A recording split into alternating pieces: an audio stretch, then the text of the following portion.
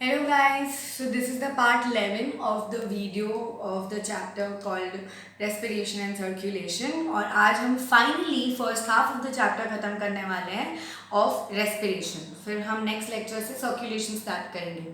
Okay, talking about हम छोटे छोटे जो दो topics बाकी रह गए हैं regarding respiration, we are going to talk about those topics today. The first topic what we are going to talk about is artificial ventilation. अच्छा, हम सबको पता है वेंटिलेशन क्या होता है. हवा अंदर आना बाहर जाना, एक्सचेंज ऑफ गैसेस जो होता है उस पूरे प्रोसेस को हम वेंटिलेट करना कहते हैं या वेंटिलेशन कहते हैं. तो what do you mean by artificial ventilation?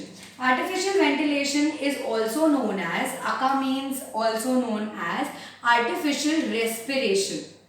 Artificial ventilation is also known as artificial respiration. Now what is this artificial respiration? So basically जब आपका नेचुरल ब्रीदिंग प्रोसेस किसी कारणवश फेल हो गया हो या डैमेज हो गया हो, सीज हो गया हो या किसी कारण से you not able to breathe naturally as normal breathing करते हैं वैसे, तो तब इंट्रोडक्शन होता है आपकी लाइफ में आर्टिफिशियल रेस्पिरेशन या आर्टिफिशियल वेंटिलेशन का.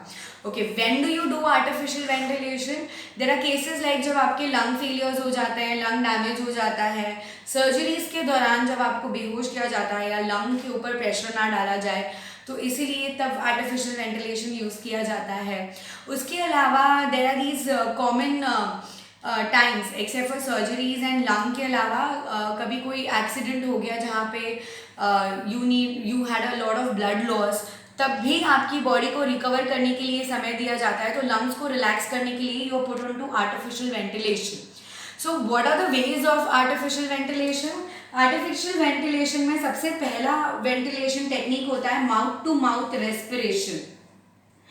What do you mean by mouth to mouth respiration? अगर आप लोगों ने वो रेस्क्यू स्क्वाड जो होते हैं उन रेस्क्यू स्क्वाड को देखे होंगे तो वो लिप टू लिप ऑक्सीजन और कार्बन डाइऑक्साइड एक्सचेंज करते हैं. That's mouth to mouth respiration, जहाँ पे बाहर से किसी को ऑक्सीजन दिया जाता है और उसका कार्बन डाइऑक्साइड वापस लिया जाता है. एक और एग्जाम्पल है आपका आर्टिफिशियल वेंटिलेशन का और वो है ventilators. We all know about ventilators. We have heard a lot about ventilators. अच्छा, what is the main purpose of artificial ventilation? दो चीज़ें. एक, जब आपका फेलियर हो जाता है तो आपके एयर पैसेज में देर इज इम्बैलेंस, तो उस बैलेंस को मेंटेन करना, उसको इस्टेब्लिश करके रखना पहला काम होता है आर्टिफिशियल वेंटिलेशन का. और दूसरा, आपका इंस्पिरेशन और एक्सपिरेशन कंटिन्यूस रहे, ये दूसरा मेन फंक्शन होता है. So there are two main purposes of artificial ventilation. Is one that it has to maintain and balance and establish your air passage, and it also has to help you in inspiration and expiration. Okay, what does ventilator does? Ventilator एक ऐसी machine होती है जो artificially lung का काम करती है. Forcefully आपके अंदर वो ऑक्सीजन को पुट इन करती है, उसी फोर्स से वो आपके बॉडी का कार्बन डाइऑक्साइड बाहर देती है, और इस वक्त वो आपके लंग को इंजरी से रिपेयर होने के लिए या फिर कोई सर्जरी से रिपेयर होने के लिए रिलैक्स होने का टाइम देती है. सो ये एक टेम्पररी लाइफ सपोर्टिंग सिस्टम बन जाता है. इसीलिए वेंटिलेटर्स को लाइफ सपोर्टिंग सिस्टम कहते हैं, जहाँ पे ये आपको एक आर्टिफिशियल ब्रीदिंग टेक्निक देते हैं बाहर से, और तीन मेजर काम करते हैं: ऑक्सीजन को अंदर ले जाने का, कार्बन डाइऑक्साइड को बाहर लाने का, और आपका इंस्पिरेशन और expiration normal passage, air passage चलता रहे, उस प्रोसेस का ध्यान रखने का. इसलिए this is also called as life supporting system. This is all about artificial ventilation. So now let's talk about transportation in living organisms. Okay, we all know that unicellular और multicellular organisms जो होते हैं, इन सब का, सारे unicellular सारे multicellular organisms का एक बहुत इम्पॉर्टेंट फंक्शन होता है, वो है exchange of materials from the body towards the surrounding, from the surrounding towards the body, inside the body, between the organs, between the cell, till the last point of the cell. तो ये exchange of material बहुत important part है. Okay, so every single living organism, okay, takes up oxygen and nutrients from the surrounding inside the body. फिर उस oxygen को वो लोग use करते हैं. यूज़ करते करते they perform the metabolic activities. इस मेटाबॉलिज्म में वो बाई प्रोडक्ट्स निकालते हैं जो उनका वेस्ट मटेरियल बनता है, and then they throw out that waste material into the surrounding outside the body.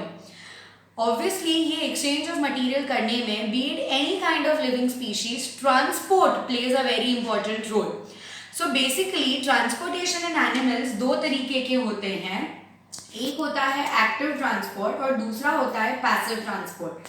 We all know that active transport generally happens with the help of energy. जहाँ पे energy spend होगा वहाँ पे active transport होगा, but there are some जो energy की ज़रूरत नहीं रखते हैं, जैसे डिफ्यूजन, ऑस्मोसिस। यहाँ पे हाई और लो कॉन्सेंट्रेशन सोल्यूट और सॉल्वेंट की वजह से there is movement of nutrients and gases from here to there and from inside to the outside of the environment. इस तरीके से transportation happens by two ways, active transport and passive transport.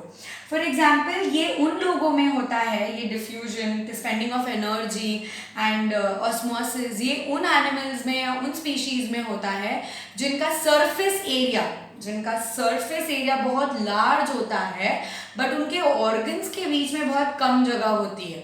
तो वो कम जगह होने की वजह से ये वाला ट्रांसपोर्ट बहुत ईजिली हो जाता है। बट ये कब होता है? वो छोटे छोटे स्पीशीज और ऑर्गेनिजम्स में जिनका सरफेस एरिया बहुत बड़ा और ऑर्गन्स के बीच की स्पेस बहुत कम होती है। There is another type of transport included here is called as intracellular transport. Sorry, is it intra?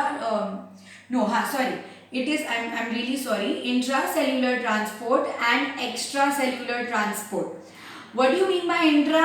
Inside the cell. What do you mean by extracellular transport? Outside the cell.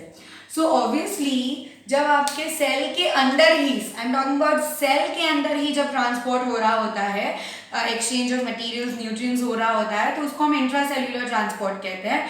जब cell के बाहर body surface और organ surface पे आने लगता है तो it's called extracellular transport. अगर मैं एग्जांपल लेना चाहूँ तो इंट्रासेल्युलर ट्रांसपोर्ट में हम बोलेंगे साइक्लोसिस। साइक्लोसिस क्या होता है? जो साइटोप्लाज्म होता है उसमें बहुत चीज़ें होती है, ribosomes, Golgi apparatus, ER, endoplasmic reticulum, vacuoles, nucleus. तो ये सारे लोग कुछ ना कुछ प्रोड्यूस करते हैं, सिंथेसाइज करते हैं, ब्रेक डाउन करते हैं, और फिर इनकी एक की चीज़ दूसरे को ज़रूरत होती है। तो movement of nutrients and minerals और वो सब जो गैसेस होता है from one organelle to another organelle in the cell with the help of the cytoplasm is called cyclosis. Okay, इसको वो मूवमेंट को बोलते हैं, जो ट्रांसपोर्ट हो रहा है उस ट्रांसपोर्ट को साइक्लोसिस बोलते हैं सेल के अंदर। एक्स्ट्रा सेल्यूलर ट्रांसपोर्ट में अगर आपका बेस्ट एग्जांपल मैं दूँ तो फिर स्पॉन्जेस की बॉडी के ऊपर वो पोर्स होते हैं, वो pores right inside the body पूरा ट्रैवल करके दूसरे एंड पे ओपन होते हैं। तो मतलब एक साइड से सब कुछ एंटर करता है, बॉडी वहाँ से घूमते घूमते पूरा यूज़ कर लेती है वो सारा न्यूट्रिएंट मिनरल, और फिर सेकेंड साइड से एग्जिट कर जाता है। That's called extra cellular transport. In this way, we have various types of transport mode, but transportation is important. Be it active, be it passive, be it intracellular, be it extracellular. All type of transports are important and it varies depending upon the type of species and organism. With this, as I mentioned earlier, we finished the first half of the chapter called respiration, and in the next video lecture, we are going to start with circulation. So in case of any doubt till now, please write to me and let me know how was the entire experience about your respiration. Thank you so much. Signing off. Bye bye.